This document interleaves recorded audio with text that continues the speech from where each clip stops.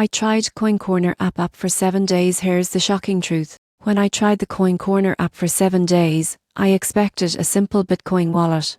But the shocking truth is that CoinCorner is quietly building one of the most user-friendly bridges between traditional finance and cryptocurrency. From day one, setup was quick and effortless. I verified my identity, linked my card, and within minutes, I was able to buy Bitcoin directly using my debit card. No complicated exchanges, no confusing charts. It felt refreshingly simple. Most people think buying crypto always involves complex steps, but CoinCorner proves it doesn't have to. The app focuses almost entirely on Bitcoin, which might sound limiting, but it actually makes the experience cleaner and faster. Throughout the week, I tried sending and receiving Bitcoin, setting up recurring buys, and even testing the Bitcoin Lightning payments feature. That's where things got interesting. Using Lightning, I could send Bitcoin instantly and with almost zero fees. It made crypto payments feel as easy as using Venmo or PayPal. I also tested their CoinCorner card, which lets you spend Bitcoin like cash in stores. Every purchase automatically converts a small portion of Bitcoin into fiat at checkout.